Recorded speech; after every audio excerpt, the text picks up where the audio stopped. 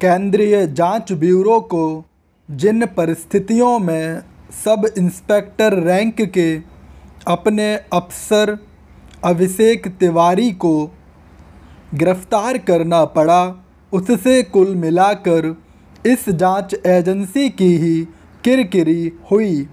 अभिषेक तिवारी को महाराष्ट्र के पूर्व गृह मंत्री अनिल देशमुख से मिलीभगत के आरोप में गिरफ्तार किया गया। अभिषेक पर आरोप है कि उसने देशमुख के करीबी लोगों से रिश्वत ली।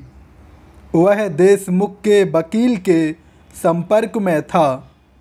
माना जाता है कि उसने वकील के जरिए ही रिश्वत ली और उसके एवज में एक ऐसी रिपोर्ट तैयार की जिसमें कथित तौर पर यह लिखा गया कि देशमुख के खिलाफ कोई संज्ञेय अपराध नहीं बनता।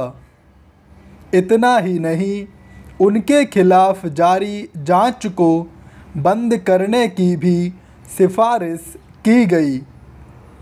यह अंधेरगर्दी एक नए किस्म के भ्रष्टाचार को बयान कर रही है।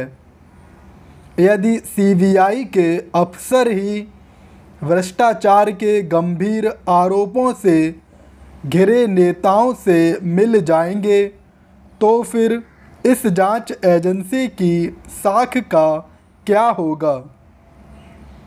इससे संतुष्ट नहीं हुआ जा सकता कि सीबीआई ने अपने भ्रष्ट अफसर को गिरफ्तार कर लिया, क्योंकि अब इसकी आशंका बढ़ गई है कि जांच एजेंसी के अंदर ऐसे अन्य तत्व होंगे जो भ्रष्टाचार के मामलों की छानबीन में इसी तरह लीपापोती करते होंगे। यह सही समय है कि सीबीआई अपने घर को ठीक करे और उन तत्वों से छुटकारा पाए जो भ्रष्टाचार से लड़ने के बजाय उसे संरक्षण देने का काम कर रहे हैं।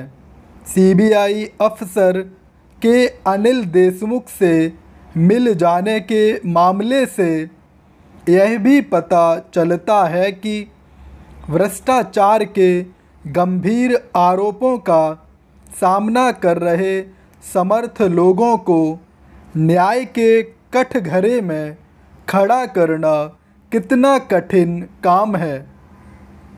चूँकि इस मामले में देशमुख के वकील की भी गिरफ्तारी हुई है, इसलिए यह भी प्रकट हो रहा है कि भ्रष्ट तत्वों की जड़ें किस बड़े पैमाने पर चारों ओर फैली हुई हैं। यह वह स्थिति है जिसमें भ्रष्ट तत्वों को उनके किए की सज़ा दिलाना कहीं अधिक कठिन है। इससे अधिक चिंताजनक बात कोई और नहीं कि जिन पर भ्रष्ट तत्वों से निपटने का दायित्व है, वे ऐसे तत्वों से मिल जाएं। यदि ऐसा होगा तो फिर भ्रष्टाचार और अधिक बेलगाम ही होगा। यह मामला यह भी रेखांकित कर रहा है कि भ्रष्ट तत्वों के खिलाफ कठोर कार्रवाई होना अभी भी कठिन है। इस कठिन काम को आसान बनाने की ज़रूरत तो है ही। भ्रष्ट नेताओं और नौकरशाहों की साठगांठ को तोड़ने की भी आवश्यकता है। यह खेद की बात है कि केंद्रीय सत्ता की ओर से भ्रष्ट तत्वों की लगाम कसे जाने के तमाम दावों के बावजूद यह साठगांठ टूटती नहीं नज़र आती।